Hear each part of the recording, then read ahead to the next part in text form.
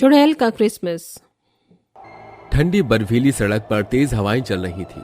वहीं मासूम से दो छोटे बच्चे जिनके बदन पर फटे कपड़े थे वो बेहद कांप रहे थे। भैया भैया मेरे को बहुत ठंड लगी है और भूख भी। आपने देखा ना कैसे सारे बच्चे सेंटा क्लॉज वाला त्योहार बना रहे हैं। हमारे पास अच्छे पैसे भी नहीं है। हमें कौन गिफ्ट देगा? मेरे को गिफ्ट में ट्रेन वाला खिलौना चाहिए था। पंकज छोटे भाई, हम अनाथ है, हमारा कोई नहीं है। तू गिफ्ट की बात कर रहा है? इतनी ठंड लग रही है बदन पर, कोई दो कपड़े दे दे वही बहुत है। और सेंटा कॉलेज नहीं, सेंटा क्लॉज होता है। हम भला कैसे क्रिसमस मनाएंगे? वैसे भी आज 24 तारीख है, कल है क्रिसमस। अरे वही भैया, बहुत भूख लगी है। ऐसा कर, तू मेरे साथ वहां तक चल। उन अंकल से हम कुछ मांगते हैं, क्या पता वो हमें कुछ दे दें। वो दोनों बच्चे एक ढाबे वाले के पास खाना मांगने जाते हैं तो वो ढाबे वाला उन्हें डांट कर भगा देता है। ये सब होता हुआ पास में एक सेंटा चुड़ैल देख रही थी जो कहती है, ये बच्चे कितना सफर कर रहे हैं और वो ढाबे वाला कितना गंदा है जो बच्चों के साथ ऐसा व्यवहार कर रहा है। मैं इन्हें इतना परेशान नहीं देख सकती हूँ। बच्चे वापस आते हैं। इतने में चुड़ैल अपने जादू से बच्चों के बैठने वाली जगह पर एक मजबूत तंबू का छोटा सा घर बना देती है जिससे वो बच्चे आराम से रहे और वहां पर कुछ गिफ्ट और खाने की चीज रख देती है। तभी बच्चे अपनी जगह को देखकर कहते हैं, अरे हम कहाँ आ गए? अभी तो यहाँ कुछ भी नहीं था, बस एक कचरे का डिब्बा था और बोरी थी, और ये गिफ्ट और खाना कैसे आ गया? अरे भैया ये तो मिला ट्रेन वाला खिलौना है उधर। लगता है सेंटा क्लॉज हमें देतल गए हैं। और गलम गलम अच्छा खाना भी है और तपले भी। छोटे भाई पंकज, तूने बिल्कुल सही कहा।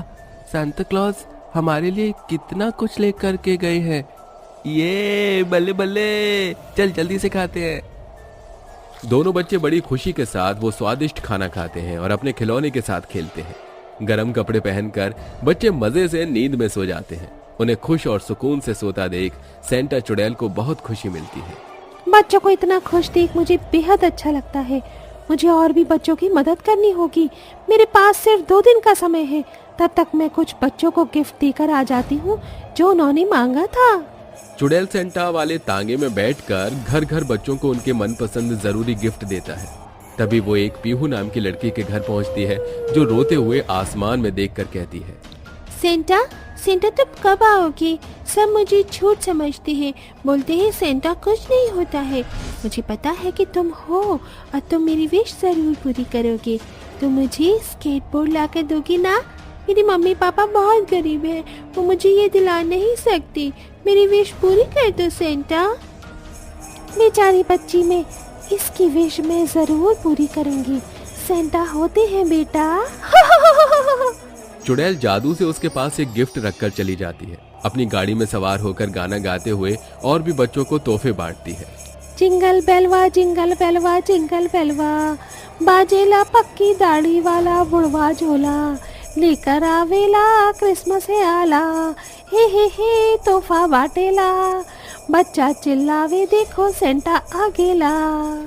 चुड़ैल रात भर सबको तोहफा दे देती है तो अगली सुबह उसे ठंड से कांपते हुए लोग सड़क पर दिखाई देते हैं। ओह माय गॉड जीसस, ये लोग कैसी दशा में हैं? मुझे इनकी मदद करनी होगी। वैसे ही 25 दिसंबर की ठंड बहुत कड़क होती है।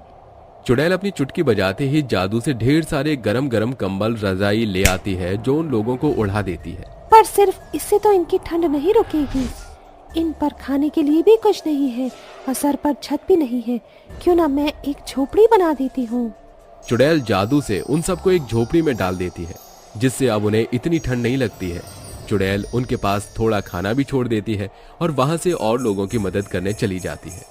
कुछ देर बाद जब वो झोपड़ी वाले लोग उठते हैं तो कहते हैं, अरे हम तो रात भर ठंड में सो रहे थे, हमारे सर पर छत और खाना कैसे आ गया? मीनू बेटी, तूने यहाँ पर किसी को देखा है क्या जो हमारी मदद करके गया? नहीं माँ, मुझे लगता है आज क्रिसमस है ना। सुना है माँ, आपने सेंटा क्लॉज आज के दिन आकर सबकी इच्छाएं पूरी करती है। शायद उन्होंने हमारी मदद करती हो। क्या सच में सेंटा क्लॉज होते हैं? हाँ माँ, तभी तो देखो हमें उन्होंने ये सब दिया है, वरना आज तक किसी भी इंसान ने हमारी मदद कहाँ की है। तू बिल्कुल ठीक कहती है, देख नरम नरम कंबल है। हाँ माँ, मेरी तो सेंटा क्लॉज से मिलने की बहुत इच्छा है। अब तो मुझे भी मिलना है तेरे सेंटा क्लॉज से। हो सकता है माँ आज वो आए। 25 दिसंबर है ना, शाम को हम चर्च चलेंगे, यही पास में है। आसपास काफी झुग्गी झोपड़ी वाले गरीब लोग थे और कुछ सड़क पर भी रहते थे, जिनको चुड़ैल खाना देकर तो कुछ लोगों को ठंड से बचाने के लिए रजाई कंबल, किसी को छत देकर उनकी मदद करती है। आसपास के लोगों को पता चल जाता है कि कोई सेंटा उनकी ख्वाहिशों को पूरा कर रहा है। तभी मीनू हाथ में अपना गिफ्ट लेकर टिंकू के पास जाती है। टिंकू देख मेरा गिफ्ट। अरे तेरे हाथ में भी गिफ्ट है, तुझे सेंटा क्लॉज देकर गया है ना? हाँ दीदी, पता है इसमें से मेरे फेवरेट खिलौने और पढ़ने की बुक्स और चॉकलेट निकली हैं। मेरी भी चॉकलेट और बारबी डॉल है। शाम को चर्च चलेगा, क्या पता सेंटा जीसस से मिलने आए तो हम भी उनसे मिल लेंगे। हाँ दीदी। फिर 25 दिसंबर के दिन शाम को आसपास के सभी लोग जिनकी चुड़ैल मदद करती है वो चर्च में जाते हैं। चुड़ैल सेंटा भी जीसस को धन्यवाद करने चर्च में आती है, पर किसी को दिखाई नहीं देती। जीसस, आपने मुझे जादुई शक्तियाँ दी जिससे मैं सब लोगों की मदद कर पाऊँ, उसके लिए आपका बहुत बहुत शुक्रिया। आज आपकी वजह से बहुत सारे बच्चे और गरीब खुश हैं। थैंक यू जीसस, आमीन। तभी एक पीहू नाम की छोटी बच्ची रोते हुए जीसस से रिक्वेस्ट करती है।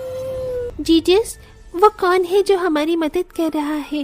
वो शायद सेंटा ही है। प्लीज आप हमारी मुलाकात उनसे करवा दीजिए। हम उन्हें थैंक यू बोलना चाहते हैं, उन्होंने हम सबके लिए बहुत कुछ किया है। प्लीज प्लीज जीसस, उन्हें भेज दीजिए ना। उस बच्ची के साथ और भी बच्चे चुड़ैल से मिलने की ख्वाहिश जताते हैं। ये सब सुनकर चुड़ैल की आंखें भीग जाती हैं और वो सबके सामने आ जाती है। बच्चों, तुम मुझसे मिलना चाहते थे ना, मैं हूँ तुम्हारी सेंटा। क्या आप हो?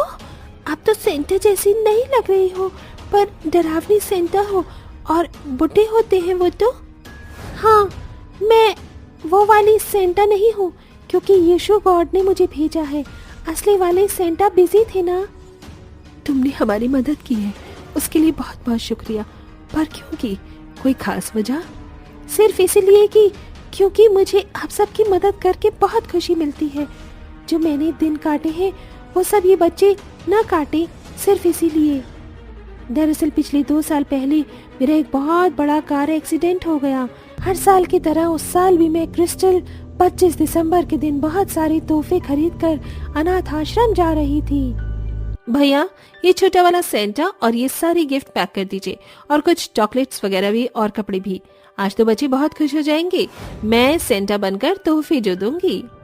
दुकान वाला सारे गिफ्ट पैक कर देता है। इन्हें लेकर क्रिस्टल टैक्सी में बैठकर बच्चों के अनाथ आश्रम के सामने उतरती है और सामने के रोड पर देखती है। अरे ये बच्चा दुल्हन से कांप रहा है, क्यों ना मैं इसको चॉकलेट और कुछ गर्म कपड़े दे देती हूँ। क्रिस्टल उस बच्चों को सामान देने के लिए रोड पार करती है। इतने में एक बड़ा सा ट्रक आकर उसे टक्कर मार देता है, जिसमें उसकी मौत हो जाती है और वो एक चुड़ैल बन जाती है। ओह माय गॉड, जीसस, ये क्या हो गया?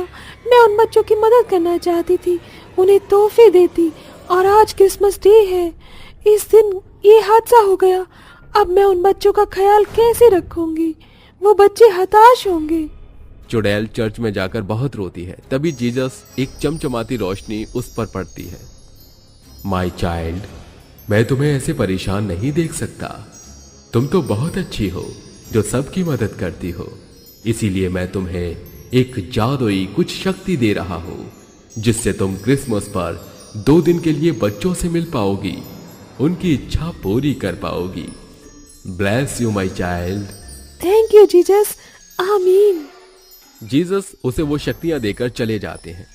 बस तब से मैं सब बच्चों की और गरीब लोगों की मदद करने लग गई हूँ। आप सच में बहुत अच्छी हो चुड़ैल सेंटा। चलो आज हम पार्टी करते हैं, आपके लिए हम सब गाना गाएंगे। We wish you a Merry Christmas, we wish you a Merry Christmas, we wish you a Merry Christmas and a Happy New Year. Jingle bell, jingle all the way. चुड़ैल बच्चों के साथ खुश होकर क्रिसमस डे मनाती है, उन्हें cake खिलाती है। इस तरह हर साल वो चुड़ैल क्रिसमस पर बच्चों को खुश करने आती है। बिरजूपुर नामक एक गांव था, जिसके तीनों तरफ नदी, तालाब, झरने से घिरा हुआ था।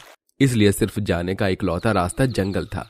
वो रास्ता बेहद खतरनाक और डरावना था, लेकिन फिर भी दूसरे गांव के लोग बिरजूपुर नामक गांव में जाने के लिए उस जंगल का इस्तेमाल करते हैं। कुछ लोग दुल्हन की डोली लेकर वहां से गुजर रहे थे, तभी उनके पीछे पीछे कटे हुए पैर चलने लगते हैं, जिनके आवाज से वो सब डर जाते हैं। बाप रे बाप, मुझे यहाँ पर डरावनी सी आवाजें सुनाई दे रही हैं। क्या तुम्हें आ रही है? हाँ, मुझे भी किसी के कदमों की आहट आई। माँ, इतना अजीब रास्ता है और आप लोग यहाँ रुककर बातें कर रहे हो।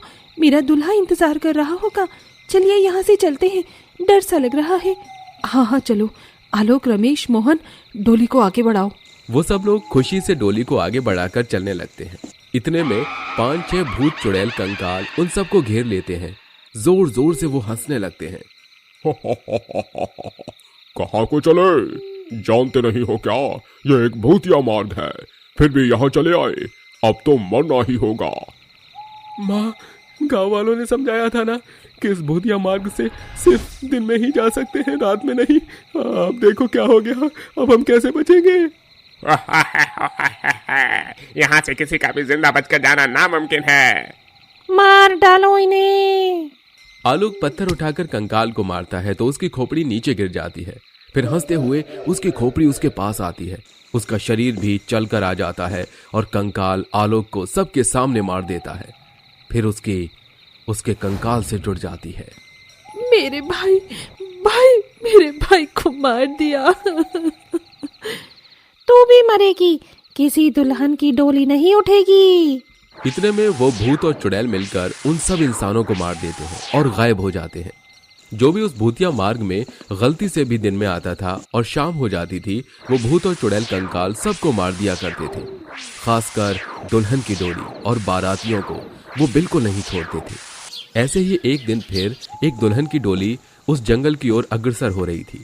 तभी एक बूढ़ा बाबा कहता है, अरे मत जाओ इस रास्ते पर। यह रास्ता बेहद डरावना है। यहाँ बिन मौत मारे जाओगे। आज तक जो गया है वापस नहीं आया। मेरी बात मानो तो लौट जाओ।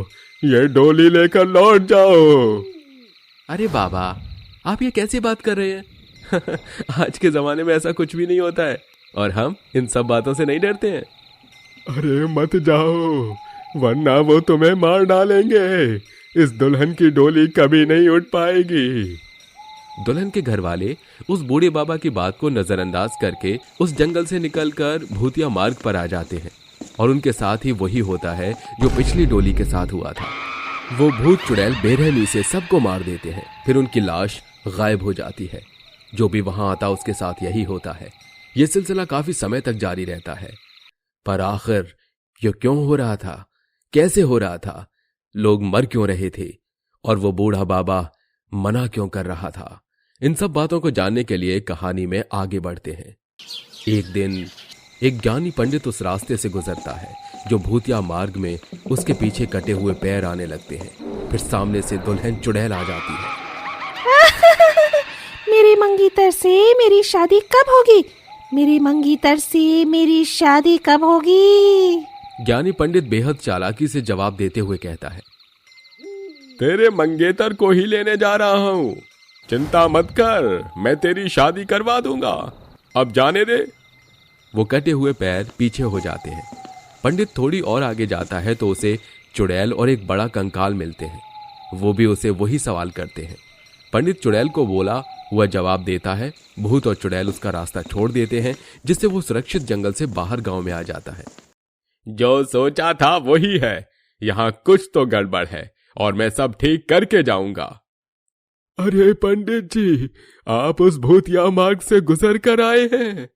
हाँ, क्या आपको जानते हो उसके बारे में? हाँ, थोड़ा बहुत साल पहले की बात है। इस गांव के पूर्वज बहुत लालची थे। एक बार सुहानी की डोली आ रही थी तो थकान की वजह से वो प्रकाश राव के घर के आगे रुकते हैं।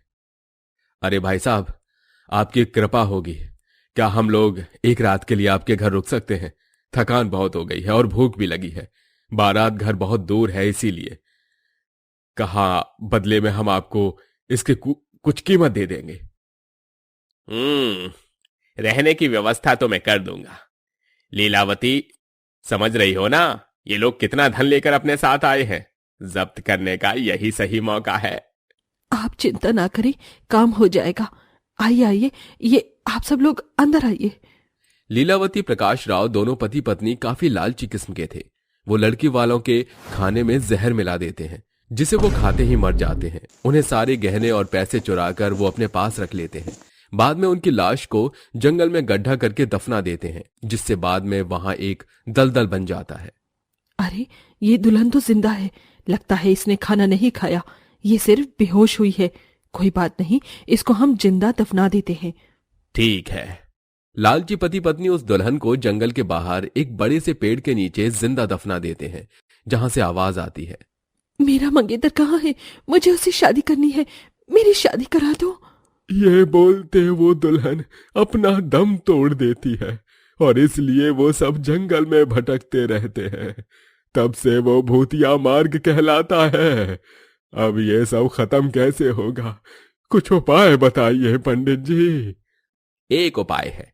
उस भूतिया मार्ग पर फिर से किसी को जाना होगा जो जिंदा लाश का पता लगाए, ताकि हम उनकी मुक्ति करा दें, जिससे वो भूतिया मार्ग हमेशा के लिए बंद हो जाए।